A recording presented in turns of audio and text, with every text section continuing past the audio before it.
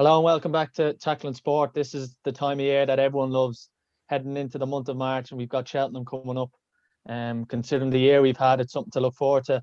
And joining me is obviously my brother Dan, who was at Cheltenham last year. How's it going? Big fan of Cheltenham. You're not going this year, no? No, I just by being a pundit arena journalist, I still don't think that'll qualify me from an essential work, unfortunately. But I'll be watching at home for 4 days. It's just, can't wait for it, to be honest with you. And joining us, we've got Irish Field contributor and from the Sports Lane podcast, Brian Dowling, coming live from Meath. Brian, how are you getting on? How are you, Shawnee? All right? It's a special 4 days, isn't it? Oh, it's an absolute magical 4 days. This is the real Christmas of the year. I don't know what that crack in December is all about, because this is what everybody lives for. Dead on. And you've actually written a piece in the Irish Field, the Cheltenham preview. Do you want to talk us through that piece on page 114? Yeah, I mean, I was lucky enough with the middle of the lockdown last year. A cousin of mine writes for the field, and he got on to me saying that obviously with no racing on, they kept going and they were looking for pieces to fill up the paper, and I got a couple of gigs through them, just interviewing a couple of jockeys and that, and a few trainers, and I got a few emails back then asking to do a few previews and that leading up into when the season came back, and I was doing them for a couple of months, and I got an email after Christmas asking would I contribute to the Cheltenham magazine, and I was absolutely delighted. I said, yeah, of course it would. It'd be great. It was a great experience, and it was a very good story. Actually, it was it made reference to the dramatic final flight fall of Goshen in last year's triumph, and I think that it was kind of talking about hard luck stories over the years of Cheltenham about horses that have been in contention going down to the last, or have hit very low marks and running on the Betfair exchanges and have ended up being beaten. And I think it was a very interesting piece, all right, to sort of delve into. Yeah, including Manella Indo in the Arkle Chase when champ out of nowhere with Barry Gardy. Dan, you had a Goshen backed. What was that like? That experience of you were near the final flight? Yeah, it was. Just before Brian, what was your top three there? Because I know Manella Indo got a mention. I have a funny feeling I've got backed at least.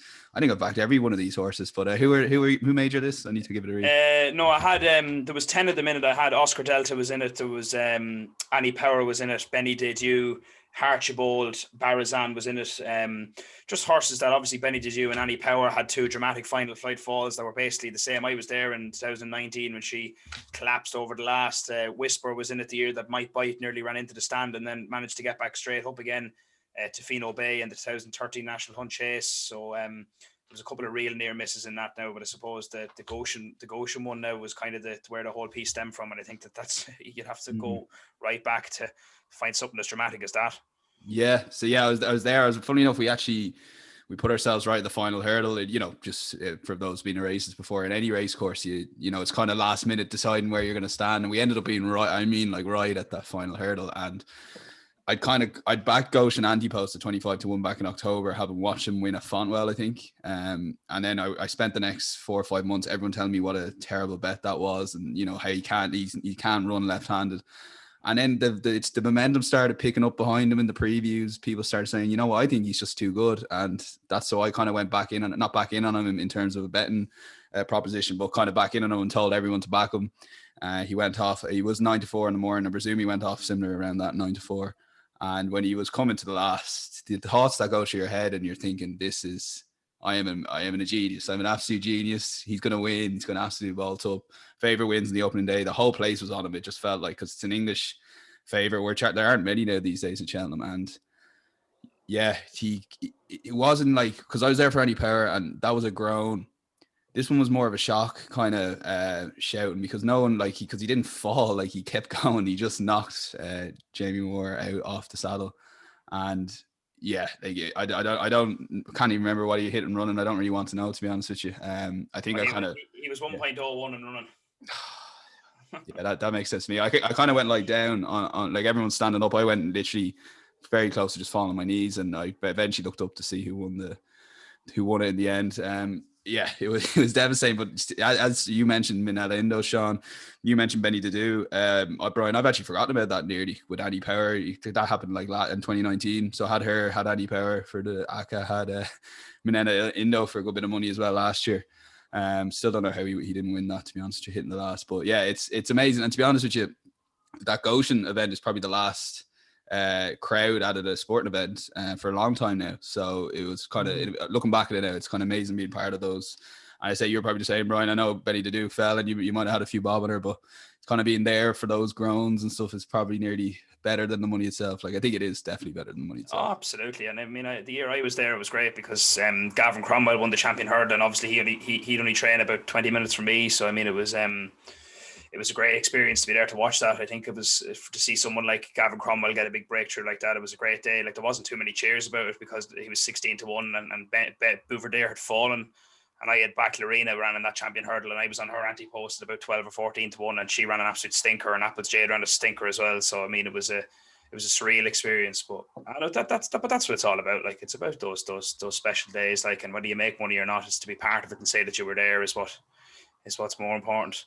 It's the event that transcends the sport, the horse racing sport, for 4 days, and it becomes the back. You say the back pages. It never makes the back pages, let alone the front pages. So those kind of stories, I guess, will make the magic. Like, everyone knows Annie Power, infamously for the 2015 fall, but the fact that she came back the following year in the champion hurdle and absolutely hacked up a 5-2 favorite it's just what makes the sport. And it's those sporting stories that horse racing needs, as opposed to kind of focus a lot in the betting as well. But yeah, brilliant day, like not brilliant days in terms of hunting, but brilliant moments. I think there's a tough way to phrase it, but no, yeah, brilliant piece. And yeah, I'll actually have to give that a read now myself, right? And obviously no Benny to do with Willie Mullen saying time's just run out. So that's an interesting one. We're going to start the preview with the first race, the one that normally contains the famous Cheltenham Roar, and the scene of some really fantastic horses winning there. Duvan, Altior, Vitor, Classical Dream in 2019 with Ruby springs to mind. Shishkin obviously has gone on to bigger and better things, winning it last year. Who do you fancy, Brian? Just looking at it, and what kind of sparks the memories with the Supreme Novices? Yeah, well, I suppose you mentioned there Shishkin obviously was going to go for the Arkle, and you thought, like, Willie Mullins, like, you can't really deny his dominance in this race. Like, I mean, in the last 8 years, he's had 4 winners in 3 seconds, and I just think that when you're looking at the market, that's in it for this year. I mean, there's not too many things that stand out other than probably Appreciated. I just think that his form over Christmas, his domination performance at Leopardstown in December was an absolute romp. He might have only, the gap might have been cut to maybe 3.5 lengths at the Dublin Racing Festival, but still, I still think it's probably the most solid piece of form in the race. I think Grade 1 novice winners in this race who have ran in previous Grade 1s before they went to the Supreme have a good record in it. Just like the last couple of winners, like I think it was something like 6 of the last 7 winners have run in a graded hurdle before they went to this race, and the only exception to that was Shishkin last year. He only ran to a listed hurdle at Huntington. So I just think that when you look at it, like, fair enough, Metier was very impressive, and when he won the Tallworth at Sandown in December, and he actually won, or in January, he actually won a race in the flat for Andrew Slattery last year down at Gorham. But I don't know, there's not too much depth in this race. I just think that his second behind Fernie Hollow in last year's champion bumper will probably play a lot to the strengths of him. And to be honest, there's not too much else that stands out in this race when it comes to it. I just think at 11-8, he's probably a solid favourite in regard to back up another Mullins hot pot in the first. Yeah, and probably there's other options there in Ballyadam who Appreciate beat. Dan, do you agree with Brian there? Is it the banker, one of the bankers of the week at 6-4 or 11-8? Well, yeah, see, I went into this race, looking at this race the other day, kind of with the view that Appreciate was a little bit short. I wasn't too impressed on first viewing of that run in the Dublin Racing Festival off the back of Ballyadam getting a lot closer. But the more I look into it, like, Gordon's horses weren't firing at Christmas, so you could excuse Ballyadam's run. So Ballyadam run there, DRF, is more or less what he's capable of. And the fact Appreciate it kind of put it to bed pretty easily. I know it was 3.5 lengths, but it was kind of pretty easy, and you don't have to worry about that Cheltenham form after the back of his bumper run last year. You know, like, I know he was beaten in the end, but it was a really solid bumper, and it's kind of working out well at the moment. So yeah, like Metier, like, there's not much substance to his form. You know, he's won a lot of races, but again, I don't think the English novice 2 miles are very good this year. Novice hurdlers, 2 milers. And then, like, it's like who can beat Appreciated. So you've got Ballyadam, who he's beaten twice. Now again, you can excuse the Christmas run, but by 3.5 lengths is 8-1. You join second favorite with Metier essentially. Kilcross listed on my odds checker list here. I don't know how that's happened. He's running the bumper, and then you've got you're into your 20-1 then bar. So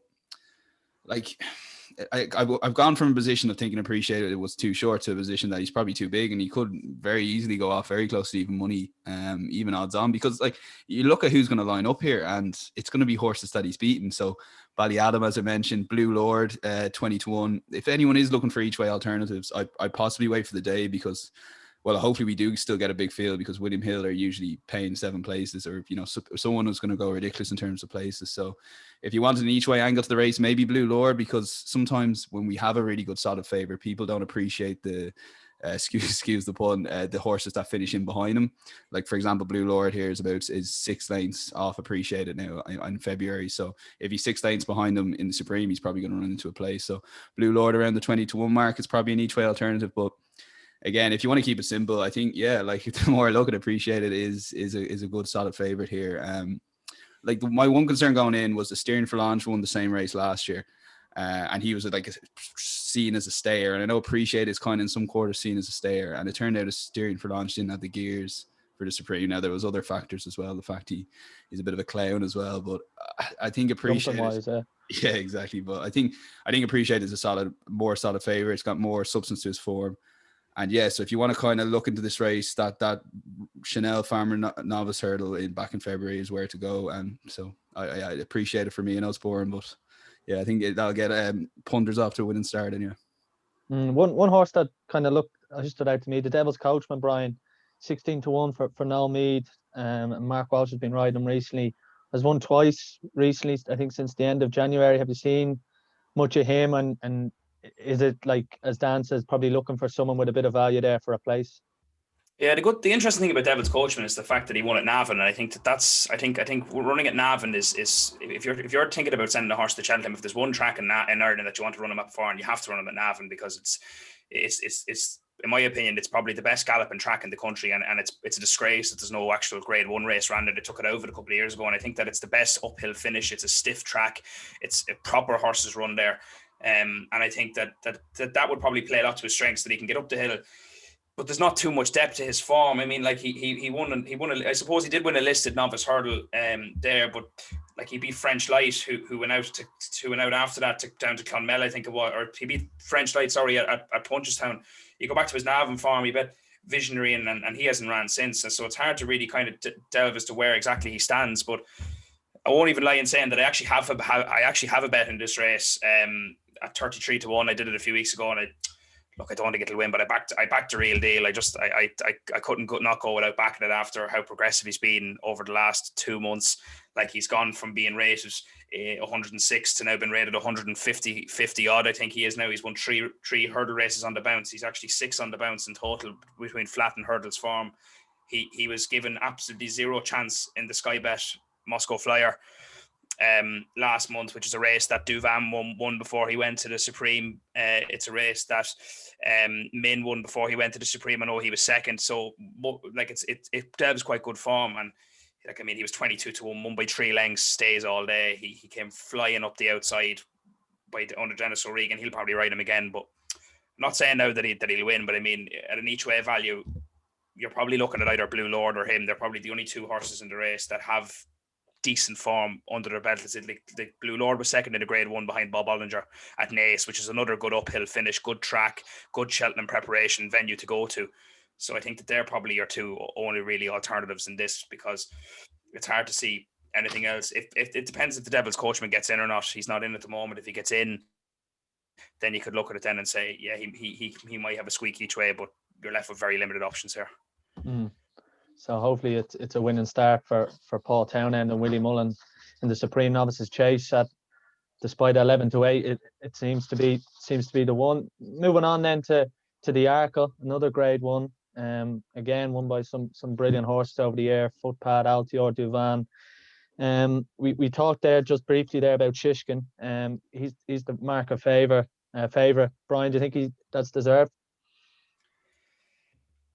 Yeah, I think it's probably deserved, because it's it's a race that novice hurdlers have great form in. Like previous seasons, novice hurdlers have very, very good form when they go to this Arkle. He probably is deserved favourite because of he's ran more times and he's been good. But will he win the race is my big question. I mean, this is probably the most debated race of the day here, I suppose, starting off. I think there's way more depth and scope to this race than there is to any of the other ones. You could make a case for any of the top three in the market in this one. I mean, you could talk about this all day.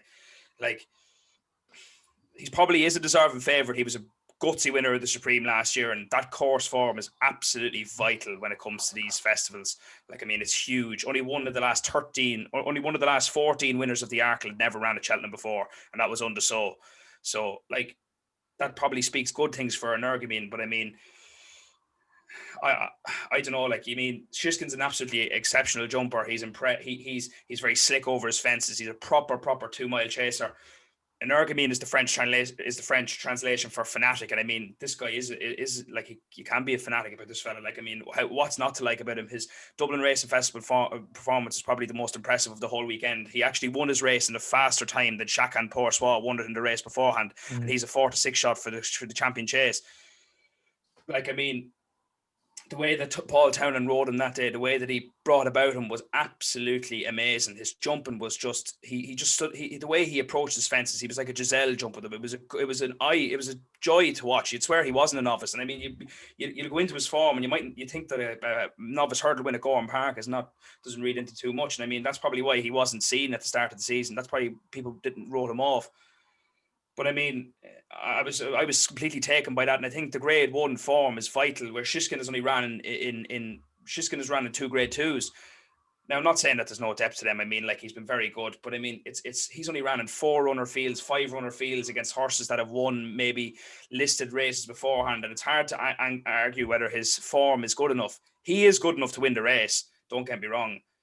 I wouldn't be backing him at 10 to 11. I think that he should be probably 11 to 10 as opposed to 10 to 11 and let it be a proper market shootout. But I mean, you could make a case as well for All Mankind. He won the Scilly Isles at Sandown. He ran away with a race at Warwick on Monday. He was very impressive.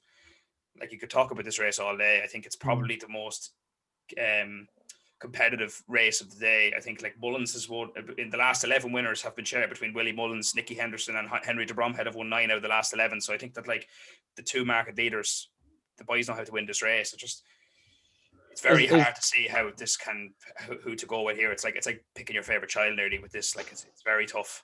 For an Energamine, it's his first time at Cheltenham. You spoke there. Would that be a worry for him? Yeah, well, it's always a worry. I think it is a worry in the sense that, you know, Cheltenham is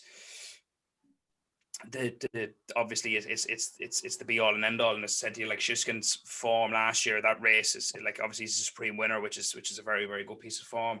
And as I said, the only other horse in the last 14 years that has won this race and hasn't ran at Cheltenham before was under So that probably speaks good for Mullins. So obviously he knows how to prepare these horses for their first time at Cheltenham. So that's probably one positive thing you can look at. He won his novice chase before he went to Dublin Race Festival. He ran at Naas. We spoke about Naas already. It's a good uphill finish, which is like Cheltenham, so he'll be used to that sort of thing. Look, Willie knows how to get these guys ready. Obviously, he's champion trainer for a reason. He's champion trainer at this festival multiple times for a reason. He knows how to get these guys ready. It would be a worry, in my opinion, absolutely. And I think that this is a very, very high quality field. It's much better quality than what he raced against at the Dublin Race Festival. But I'm probably going to stay in his camp. I mean, it was in his camp after he beat that. I was so taken by that performance. I just thought that it was very impressive, and it would take something good to beat him. I know Shiskin is probably the thing that can beat him, but I think at 9 to 4, I'd rather back him at 9 to 4 than back Shiskin at 10 to 11. So I just, from a value perspective, it'd definitely be an Energamine for me now. Although All Mankind has said to you, I mean, you could just pick the 3 of these, like, and it could be a lottery between them. Are you going with that, Dan? A Willie Mullins, Paul Townend double to start the festival?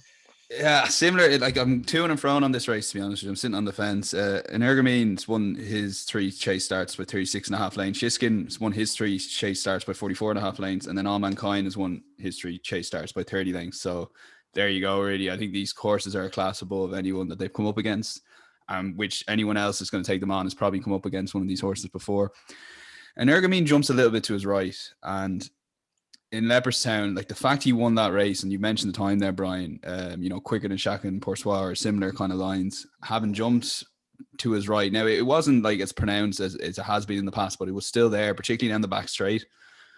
I don't know if you get away with those mistakes in Cheltenham. Like, I'll give you an example. Last year, I was all over Notebook, and I was all over Notebook from an early anti-post perspective. So when you already have a bet in the race, you tend to be very biased in your analysis. I've learned over the years, and I refuse to listen to anyone who said Notebook jumps too much to his right, and he'll pay for it in Cheltenham.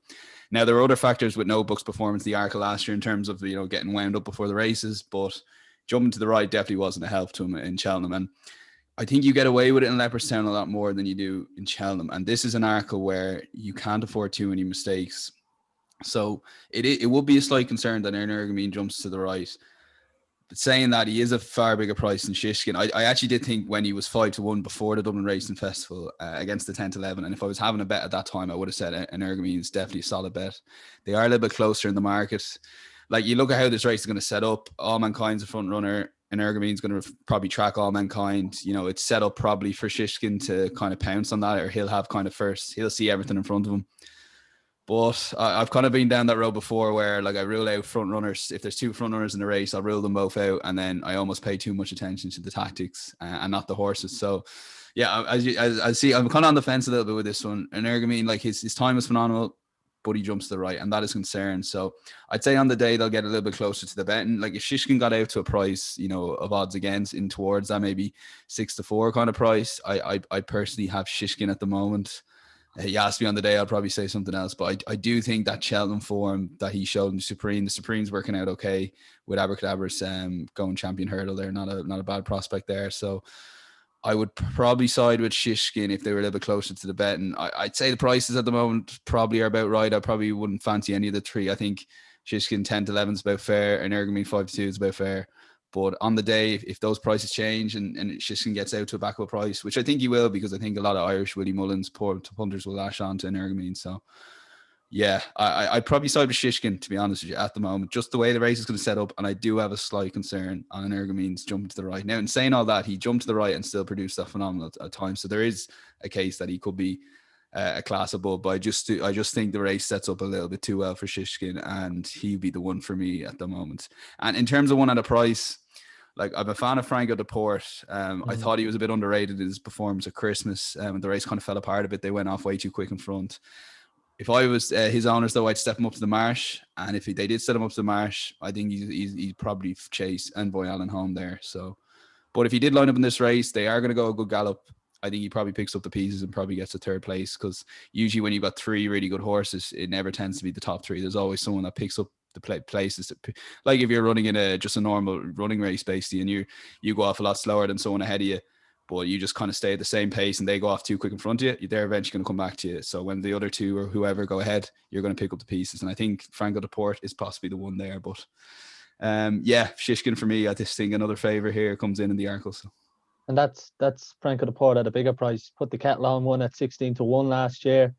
Do you see anyone at that sort of price, or do you think it's going to be the top three, one of them, Brian? Or is there anyone there that at a bigger price you think, yeah, maybe?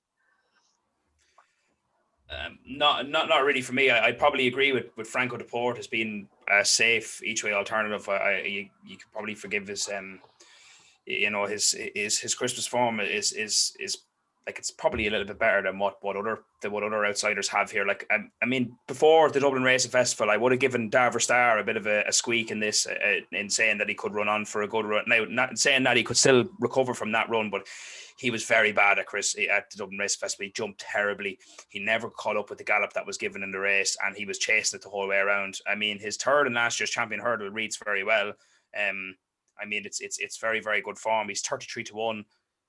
But that would have been me before the Dublin Race Festival. Now, after, I'm kind of saying, I don't know, because I see that there was a lot more depth to the race there at Dublin Race Festival than there was when he ran at Christmas, and he was second behind Franco Deporte. So, and I mean, before that, then he was third at Pudgestown behind Felix Desjardins. And I just think that you're reading into these forms, like, Felix Desjardins hasn't been himself since that run either. And it's very tough to kind of make cases for a lot of these. If I was probably having a bet each way, like, maybe Black Bull ran to a bit of form the last day. He was very poor at Christmas, or very poor at Naas behind an Ergamine in January. Captain Guinness beat him by 19 lengths, which now obviously he kind of recovered from that well and ran well at the Dublin Racing Festival. He was no match for Nergamine, but I mean he was just upsides Franco Deport at the line, so he recovered well. He has plenty of ability. He's a good jumper. That'd probably be my each way bet at 25-1. I said I was with Darver Star, but other than that, now I would be in the Black Bow camp. But I can't see anything else here making. I don't think Fussell Raffles will go for this race. He recovered very well from his flop at Cheltenham in November. He ran there very well, and in December he beat Chantry House, who romped up the other day. So I mean the form reads quite well, but I think he'll go for something a bit longer. So I don't think he'll run in this race. I think he'll probably go to the Marsh and run behind Envoy Allen. But saying that, if he runs a 20-1, you could make a case for him as well if you wanted to, because he has good course form. But I'd be sticking to the head of the market now in this one. I think it's between these first three. I think it's a bit of a shootout here. And just on Black Bow then, yeah, like he definitely has good form there. He definitely ran a lot better in Dublin Racing Festival. Is there talk that he may go up to the Marsh? I'm not too sure myself, because he hasn't ran over 2.5. No, so it's I thought that as well, that he might step up a little, because it kind of looked that way at the Dublin Racing Festival, that the extra 4.5 furlongs would do him a bit of good. So it's hard to see whether he will. There's no real talk, I don't think, at the moment. I haven't seen anything anyway, but I mean, it's I would sooner take his chance in this. I think just it's probably better for his own sake, really, as opposed to going and facing up against Envoy Allen, because he's just going to be chasing him home as well. Yeah, well, that's just the problem with the novice chase, is that you've nowhere to go. If you're not Monkfish, Shishkin, Energaming, or Envoy Allen, you're in massive trouble. But I was, as you were talking, I was just looking at Black Bow before you said it.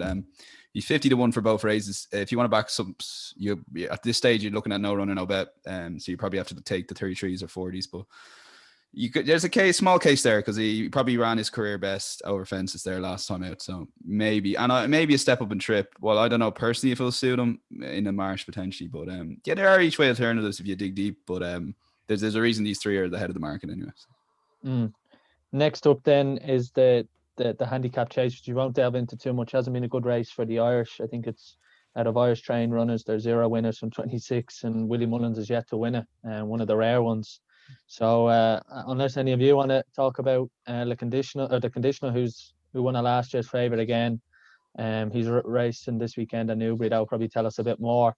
We're going to move on then to the big one, the Champion Hurdle. Just quick on the Ultima. It is just for those looking at it. It is obviously with handicap weights and stuff, but it is one of the few races in the festival, or probably a handicap chase more than most handicap races in the festival, that you're looking for previous winners or of the race, or someone who's ran well in it. Tom Pertu is a famous 2-time winner. I remember him going for him regaining his crown, and I reeled him out straight away. I think he was like 10 or 12 pounds heavier than he was the year before, something crazy, and he won pretty well in the end. So you're looking for last year's form, maybe 2 or 3 years, and you're looking at the top 4 or 5 there. That's a good place to start in this race. Like for example, Vindication could potentially run here again. He ran very well last year off top weight. Although they are looking at he has a Gold Cup entry, so he's a high class horse. And the conditional, there's a few other of those kind of horses, so that's where you look at that race. But again, like you said, it's probably a race to look at maybe on the day or when declarations come out. Yeah, and moving on to the Champion Hurdle, JP McManus loves this race. 9 wins, including Isterbrack, the famous 3 in a row. Epitant, the winner last year, goes off as near favourite again with Honeysuckle. Honeysuckle, it's going to be interesting to see whether he goes in the Mayor's Hurdle as well. Brian, where do you stand on this? Epitant last year, kind of just showed that Barry Garrity was in such great form. 11-4, is that something you're interested in? I mean, this is probably the most. It's a pretty unique Champion Hurdle in the sense that there's 2 mares dominating the market. Up until Annie Power won it in 2016, we were waiting since 1994 since the last mare won. I think it was Flaky Dove won it, and I mean it's like I don't know. I would forgive Epiton for her run at Christmas. I mean, I would certainly give her the benefit of the doubt in that sense. And had Honeysuckle not ran so impressively the Dublin Race Festival, I would have still said, Epiton is probably the horse to back in this race. If Concertista had went first, then I would have said that she would have been her main threat. But I think with Honeysuckle's performance at the Dublin Race Festival and how impressive she was, I can't see anything else here other than I think that her performance at that day at Leopardstown was just so good. It was her best. Rachel Blackmore came out after the race and says, "This is the honey that we always thought we would get." She said it was her best career performance ever. She ran the race in 6 seconds faster than Epatant's champion hurdle win last year, which I'm not saying, like, I know that these times things, it depends on ground and there's so many factors in this, but I mean, it's just something to just keep in your mind. And I just think that the way that she, like, Ruby Walsh did a great analysis of this race last week on the road to Cheltenham with a woman on racing TV. I can't remember her name, but Lydia Hislop. Yeah. Lydia Hislop, and he said to her that, like, you know, the road in Leopardstown is the most perfect guide when you're racing there. You never make your move before you get to the road crossing. And Honeysuckle wanted to go away before that and wanted to take Rachel on as if she knew what she was doing herself. And I mean, when you saw the way that she attacked, the Leopardstown is a good track for Cheltenham because the way that the second last flight is on the cross before you turn in, and when she kicked off the back straight and went down to the second last, like, and the way that she flicked over the second last was just like, you were looking at saying, wow, this is a real champion hurdle horse. Because, like, there's always a secret with hurdlers that, you know, you don't jump the hurdles, you skip over them, you kind of brush the top of it. I mean, Honeysuckle went through it like a ton of bricks and she makes yards at her hurdles, which is so important. And, like, there's no question about Epatant not doing that as well. I mean, she is she's a brilliant turn of foot. We saw it in the race last year when Barry Garrity literally just pressed the on switch and away she went. She was gone. And I don't know. It's going to be a fair. It's going to be a fair race because Honeysuckle is going to want to dictate it. She's going to want to go out in front. She's going to want to take the race with the scruff of the neck and let Epatant come to her. And if Epatant lets the reins go a little bit too much, like she did with Silver Streak at Christmas, I just think this could work out in Honeysuckle's favour. And I just think that this is.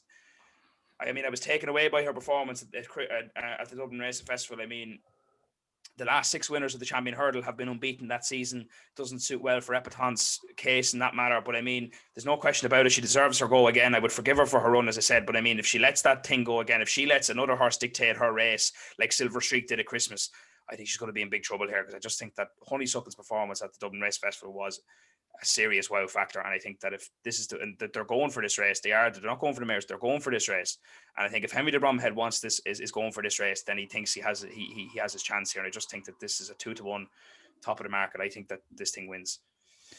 Yeah, just to echo what Brian said, like, I was watching, I actually backed Honeysuckle in the mares anti-post last year, and kind of went off the case, was again sold these Benny to do is way too good a mare, and I thought that as well going into the race. So while I had her anti-post, I didn't expect her to win, and I almost think too much was made of the inside rail thing because she went out and beat Benny to do, who's an unbelievable mare, fair and square, like, in my opinion. I know that was a length or two she stole, but the way she galloped to the line in that mare's hurdle last year shows that she's able to stay up that hill no problem. And I think she'd have beaten Benny to do if they were neck and neck going to the last, because I do think she just stayed on a little. I think she wanted a little bit more than Benny to do.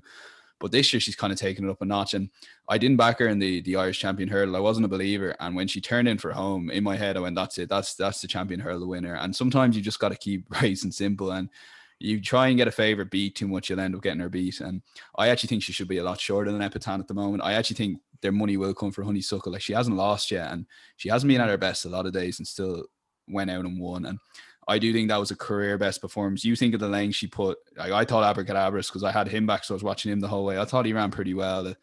Probably as good as form as he's had since the Supreme, and he was absolutely battered by Honeysuckle. And I actually think Honeysuckle will go off 6-4 on the day. I really think punters will get in behind her. So it's one of the few favourites at the moment that I do think is overpriced. I do think Epatant will drift. You can poke holes in that Champion Hurdle. Like, while visually Epatant was very impressive, I do think, like, Darver Star was third, and I had Darver Star back again, but I don't know how good a horse Darver Star really is, particularly a 2-mile hurdler. I don't think he's a 2-mile hurdler. Obviously, he's gone fences this year.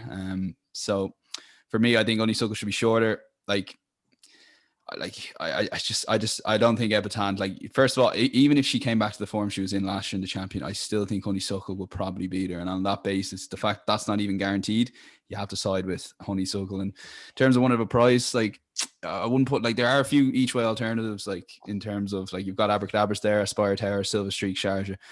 You kind of, like, there's not much between. I think they're about rightly priced. Like, I guess maybe someone to pick up the pieces could be Abracadabras.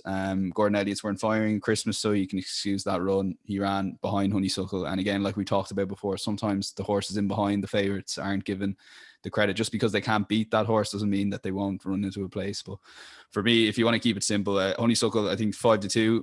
I hope she's going there. Like you mentioned, Brian, they said she's 100% going champion. I backed her without the no runner, no bet already. So I've taken a bit of a risk on there. So I've been burnt before, but yeah, I still think that even that 9-4, 2-1, no runner, no bet is a good price, because I do think she'll go off 6-4.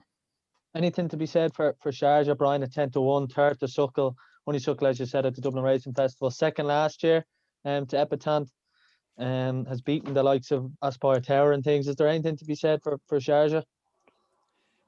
I mean, yeah, you can make a case for him if you want to. Like, I mean, he probably didn't run as well as he wanted to at the Dublin Racing Festival, and then they, last year in the Irish Champion Hurdle, when he went up against Honeysuckle, he raced too prominently. Sharjah's a bit like Epatante. He wants to wait to make his move, and I think last year in the Irish Champion, he let himself go out in front. That doesn't suit him. The gallop was too strong. He was, by the time they turned him for home, he was fecked. And I just think that he kind of rectified that when he went to the Champion Hurdle. He bought his time and finished well. He was no match for the winner, but he ran a very, very good race, very credible race. Which is good, obviously excellent form.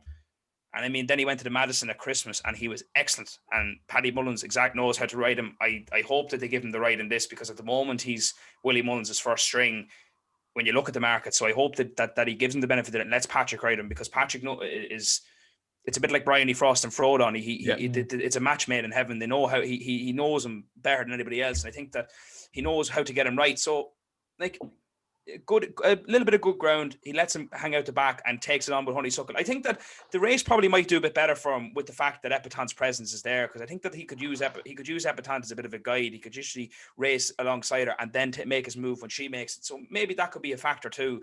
Maybe that's what lacked a little bit in the Irish Champion. There wasn't really too much other. It was only really about the front two. So, but you can make a case for him. He was second in it last year. Horses that have been placed in this race, go back to it, have good form. Like you look at My Tent or Yours. He was second in it 3 times. Like there's no reason why he can't be involved. But like, I mean, I don't think he has the depth now. I think he was found out at that race at the Dublin Racing Festival. I don't think he'd have to match for them again. Yeah, Charge is a weird one because I messed up last year in the Irish Champion, and I had him. I think it was 9-4 favorite, or between him and Honeysuckle on the day. And for some reason, he just hasn't performed. Like, he's won 3 Madison Hurdles in a row, but for some reason, he hasn't performed in that February window. I think that's 2 or 3 now.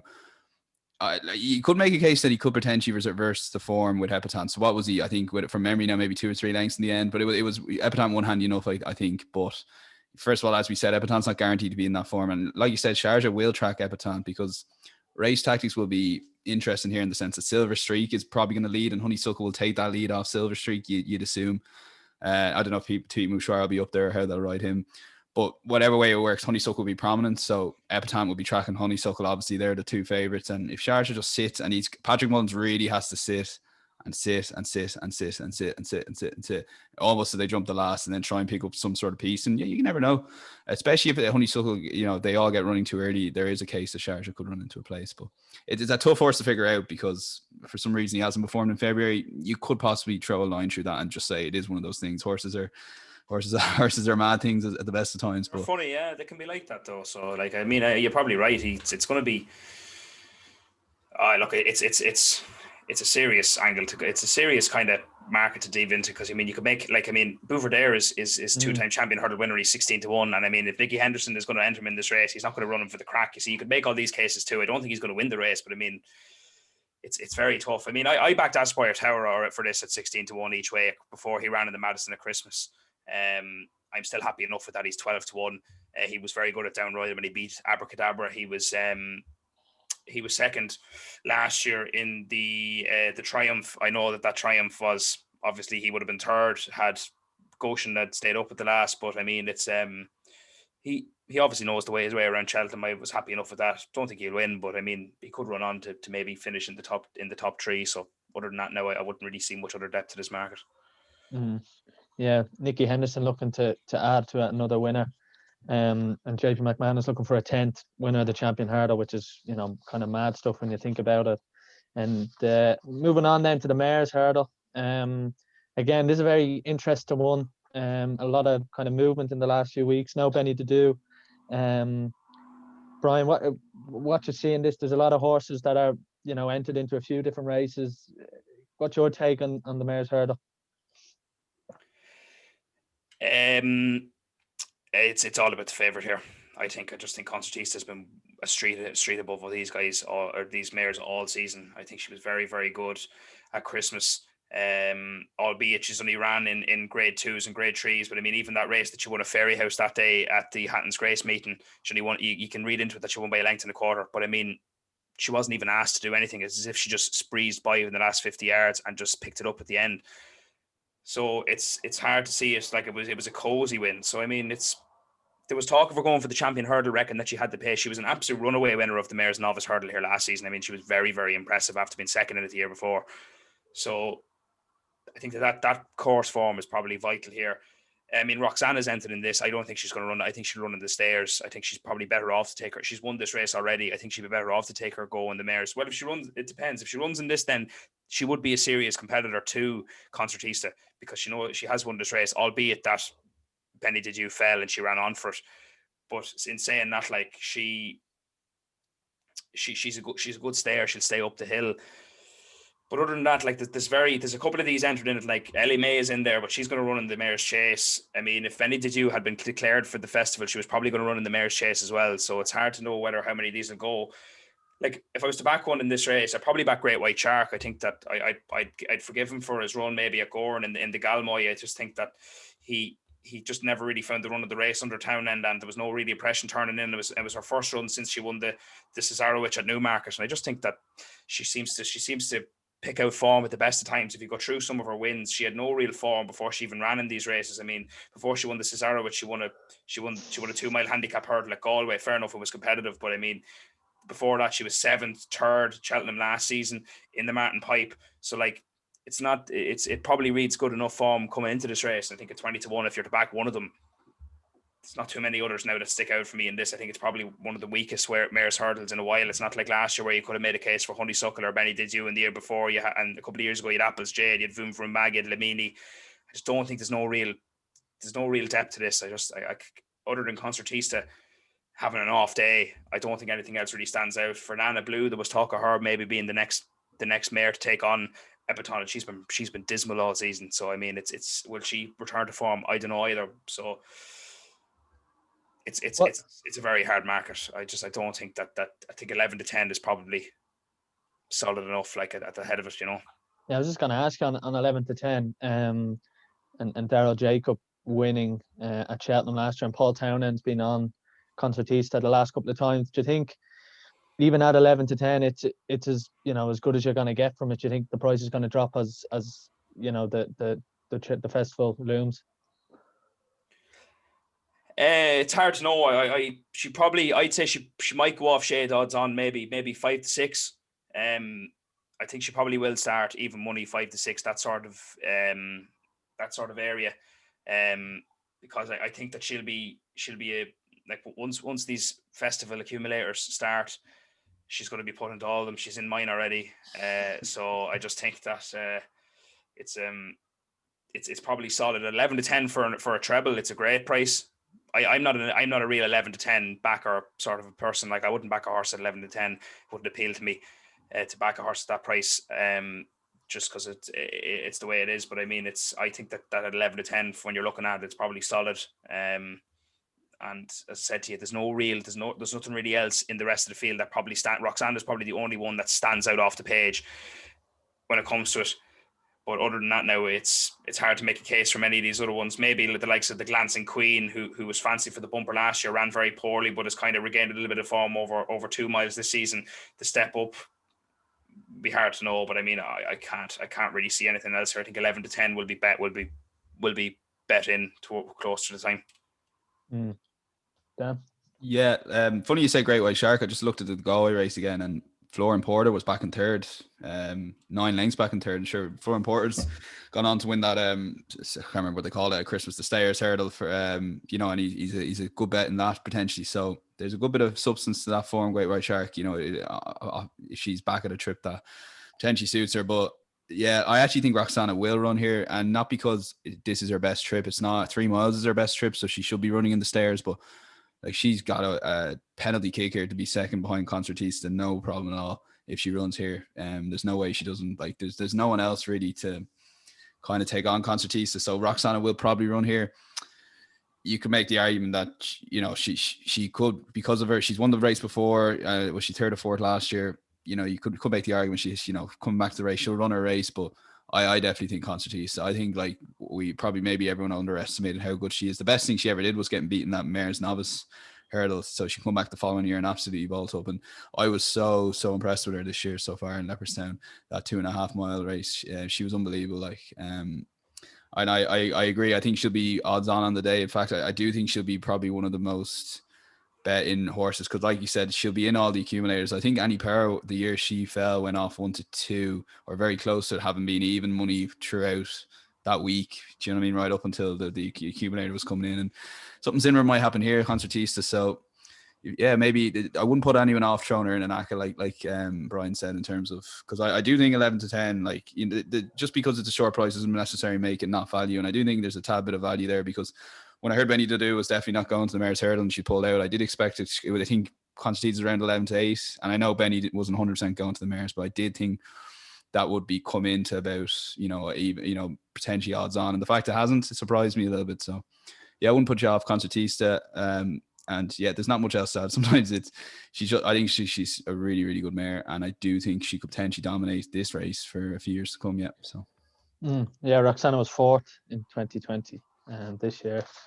So moving on, we've got another handicap hurdle, a grade 3. We've spoken before about how difficult they are, and just wanted to have 6 of the last 9 winners have been at 25 to 1 or bigger. So maybe there's some money in that. The Boodles, just so people know, it's the 4-year-old race, other than the Triumph. So basically, for 4-year-olds, they're basically a year younger than novice hurdlers. And what happens is they have their own division. So the Triumph is for racing the Friday. That's for all the best 4-year-olds. And then this used to be on, was it Wednesday or Thursday? I think Wednesday. And it's been moved to Tuesday because there's been a lot of changes this year. But yeah, long story short, this is the handicap basically for all the horses not good enough. It'd be interesting if St. Sam runs here. He's probably good enough for the Triumph, but could be a good solid favourite here. He's favourite at the moment if he goes to the Boodles. I think they may be leaning towards the Triumph, but there's a lot of people who back him anti-post here for the Boodles. But yeah, like you said, it's a tough race to figure out on Tuesday. Gordon Elliott has trained 3 winners, including 2018 and 2020, so maybe look out for that. Brian, I go to you for the National Hunt Chase, grade 2, over 3 mile 6. Who do you fancy in here? Daniel was saying just before we started that Raven Hill one here at 12 to 1 kind of saved a little bit of his Cheltenham last year, and Tiger Roll in 2017. Dan, do you want to talk through Raven Hill? Well, Raven Hill was one where I had no real strong opinion on the race. Sometimes you have there's 28 races, you can't have a strong opinion on every, but I was there. Let's back the Codfather against the favourite, against Carefully Selected. And there wasn't far many. Once I gave myself half a case in the form. So I backed him maybe a few minutes before the off, but a few of us got on, was brilliant. But you could Tuesday otherwise was, well, I'd put the kettle on, but all the favourites all my big bets had lost, but those 2 saved the day. But it just shows you, like, you end up picking a horse 5 minutes before the off, having spent the guts of 6 months ruling that horse for not being good enough, and then just pick him on the day. But he won very well. Like, Carefully Selected was very disappointing last year, and be interesting. Like, I don't know what you think, Brian, personally, of Galvin as a favourite here. Like, he could almost win by default, in the sense that there aren't too many horses going here at the moment that, you know, like, I don't know if Galvin normally would have the class to win a race like this, but at the moment he kind of struggling to find someone who can beat him. Yeah, I think the reason why he's probably favoured is his runaway win here in November is probably like the only thing that stands out for a lot of them in this race. I mean, look, Royal Bagay is an entry here, but I don't think he's going to run it. I think they're talking, like, if I was in that camp, it's hard to know what to do. Like, they're talking about running him in the Gold Cup. He's probably a novice good enough to go to the Gold Cup. Obviously, Coney Green won it in 2015. He was the first novice, and I think it was 30-something years to win it. So I think that it's hard to rule out his chances. I think they'll be wasting their time running him in this. He's 5 to 2 favourite at the moment. I don't think he run. He's a grade 1. He's a grade 1 class horse. I think they'll be wasting, as I said, they'll be wasting their time. But there isn't.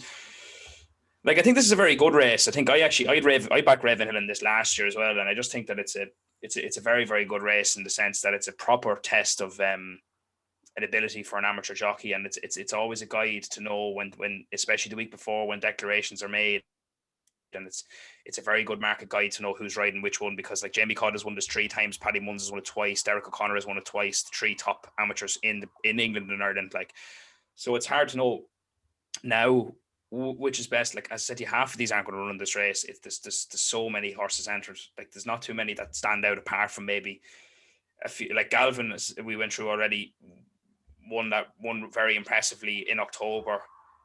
Hasn't ran since. Not that wouldn't be a worry, but it's hard to know how a horse can go without a prep run before running in the 3.5 mile novice stay and chase. It depends. It's usually, and obviously it's the last race of the day. If it's wet, it's going to be very sloppy. It's going to be a real fucking dogfight battle between a lot of these. It's going to be a real test of stamina. Obviously, it used to be run over 4 miles. It got reduced a couple of years ago. Like next destination ran here in the Ballymore the year Samco won it, and he was third. And he's run 3 of his 4 races since. I mean, I know he was second at Weatherby behind Roxana over hurdles, which probably reads quite well. He went to Newbury then on Ladbrokes Trophy Day and won over 3 miles. He won a Grade 2 novice chase. He won again at Warwick. He beat Fiddler on the Roof. I know that they were small fields, but I mean, he shows the ability that of a stay and chaser, especially in a novice division, that he's a good jumper. He shows good fight up the hill, and I just think that I probably wouldn't back him at 6-1. It depends on, as I said to you, who's going to go for this. The latest exhibition as an entry here, I don't think he'll run it.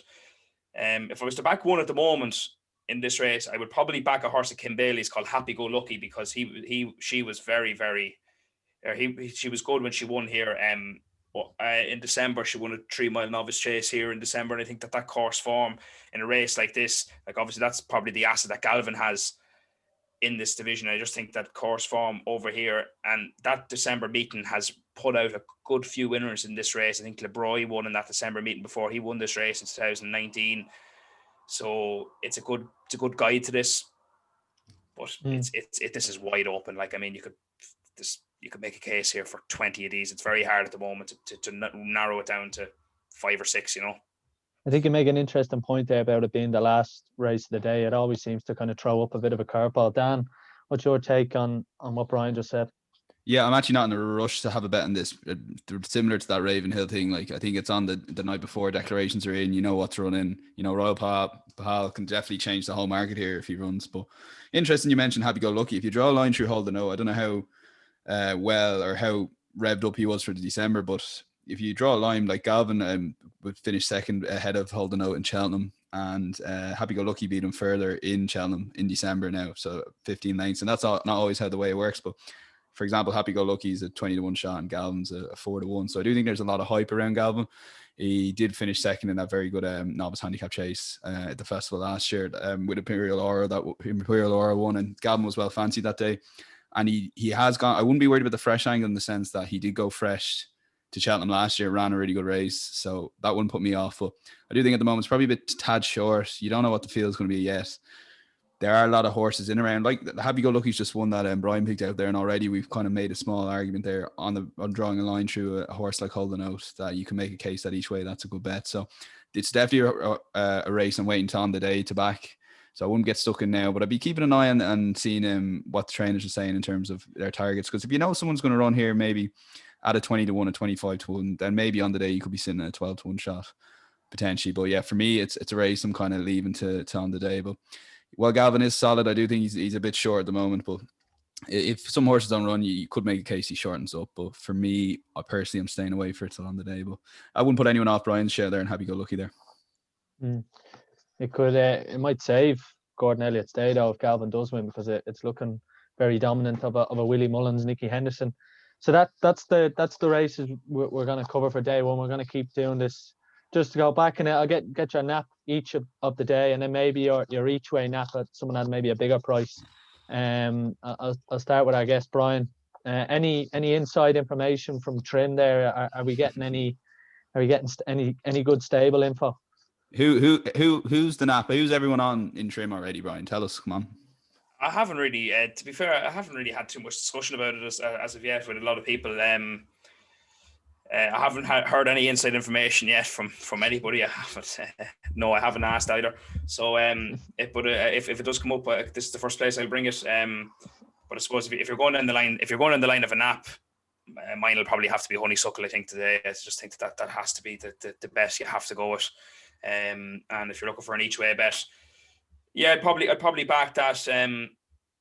Look, I backed the Real Deal in the first race. I'm not saying he'll win. I think 16-1. He's been so progressive. There's like Ronan McNally knows how to get these horses ready for these things. It's hard to know, but I mean, I would probably be going with that Happy Go Lucky in the last and that 3.5 mile Novice Chase. Dan? Yeah, can we have the same nap? Absolutely right. Yeah, I do think Honeysuckle. It just makes the fall bigger though. Yeah, it makes the fall. Well, I have someone else to kind of. Well, Brian said I just copied him, but I do think Honeysuckle at the current prices, at 5-2 or 2-1, anything above 2-1 at the moment is a good bet, because I do think she goes off 6-4, unless they change her route onto the bear. That mare's hurdle being very weak, but no, I can't see that happening. So Honeysuckle for me as well. And each way alternative, like I probably have more stronger each way alternatives throughout the week, but I do think Blue Lord 20-1 is not too bad a price, but that is one that I personally would say for the day, because you could get it. You'll definitely get at least 4 places. Realistically, you'll get 5, 6, possibly 7 from someone crazy. So, and they usually try and make sure punters get off to an okay start. So I'd keep an eye on Blue Lord. He'd be my each way selection for Supreme if backing a lot of short favorites isn't your thing. But it's important to know, like, Tuesday is the day for there's a lot of short favorites. I think throughout the week's a lot more competitive. Like, for example, the Ballymore, there's 3 really good horses there, all priced 92 or lower, for example. So throughout the week be more competitive. But yeah, for me, Honeysuckle, Nap, and I suppose if you want to each way for the day, now don't back at the moment, it's Blue Lord, 5 or 6 places in the Supreme. So that's Honeysuckle in the Champion Hurdle. That's the nap of both Brian and Daniel. So it probably won't win now that it's been. Definitely won't. Evitan will win. Sharjah follows her own. Same form as that Champion Hurdle last year, I think.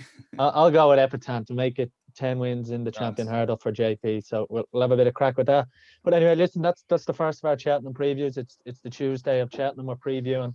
Look, it's a brilliant time of year to look ahead to what is, as Brian says, Christmas for a lot of people in March. And it's going to be a weird Cheltenham. Everyone knows that this year, but because it's given us something to look forward to, we're going to cover it all the way up until the day. So listen, my thanks as always to Brian Dowling from the Irish Field and the Sports Lane podcast. Brian, thanks for coming on. You're always welcome. It's a pleasure. Dan, of course, thanks as well for joining us. So it's goodbye from me and Daniel. Thanks. And we'll see you next week for another Cheltenham preview. Take it easy.